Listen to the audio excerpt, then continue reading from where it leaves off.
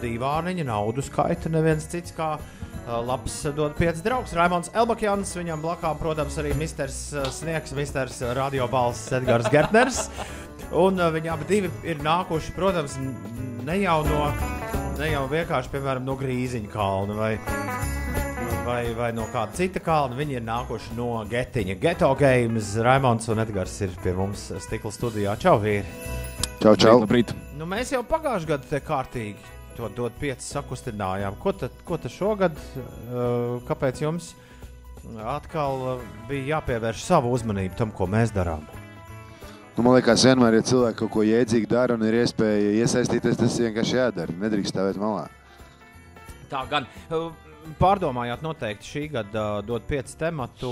Kāda ir jūsu galvenie secinājumi? Un kur jūs redzat to, ka slimība sagrauž, bet cerība dziedē jūsu darbā? Jā, nu, pirmkārt, droši vien par to pašu mērķi šajā gadā. Un, kad tev gadi nāk, tad tu lēnām uz savu tādu ķermeņu izjūti kaut kādas lietas, kuras varbūt pirms tam nemaz tik, līdz kaut kādam vecumam tu esi tik vesels, ka vienkārši fantastiski. Un tad pienāk kaut kāds brīdis, un man, piemēram, tur pusotru gadu bija, neskaitot to sirds operāciju, man bija arī tur vienkārši ahils. It kā liekas, tā kā nekas traks, bet tev vienkārši izmainās visu tavu dzīves tur kvalitāti un tā tālāk. Un caur to iespējams tu tā vari tikai iedomāties, kā tas ir, ka tiešām tev ir kaut kāda kaita, ar kuru dzīves laikā var iegūt, vai tā ir kāda trauma vai kas tam līdzīgs. Un citreiz mēs jau redzam, ir tik daudz šīs te vēžu slimības un tā, kuras tu vari būt veselīgākais čalis un dzīvot fantastiski tādu gan fiziski, gan morāli veselīgu dzīvi. Vienkārši pie tev šī kaita atnāk un ka nauda ir tik savā ziņā kaut kādā brīdī nozīmīga, jo kamēr tu esi vesels, tā nauda var būt vairāk, viņa var būt mazāk, tā ir tikai spēle. Bet tādā brīdī, kad nauda var palīdzēt tev izdzīvot un dot šo te cerību, tad liekas, pasaulē ir tik daudz nauda, bet mēs netiekam ar to galā. Bet man liekas, vēl viena lieta, jau var piebilst, arī tas, ko jūs darāt, ka viena sadaļa ir nauda. Un naudu noteikti var atrast, un tas ir jādara. Bet vēl svarīgāk ir būt līdzās, un tas, gan ko jūs darāt, gan cilvēks stāstos, ko es klausījos par radio, nemitīgi izskan, kas tad palīdz saņemties, kas palīdz nodzīvot to dienu, tie ir tie apkārtējie cilvēki. Un tas ir tas, ko mēs katrs varam darīt savā ikdienā. Tiešām ir. Un jūs arī izdomājāt, ka savā ikdienā jūs varat ieviest vienu tādu mazu kastīti, kas te ir jau iztīrīta un pārskaitīta. Izstāstiet, kā tapa jūsu ziedojums?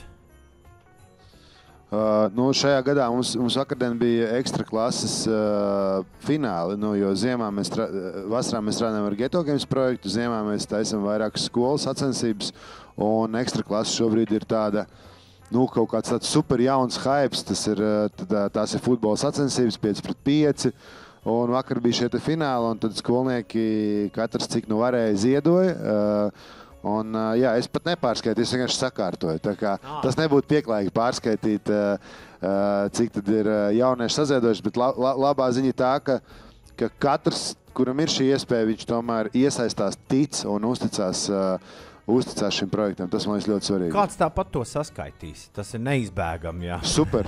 Tā kā, jo kādam tas ir uzdevums, bet mūsu gadījumā, man liekas, tas ir tas, ko jaunieši varēs saziedot.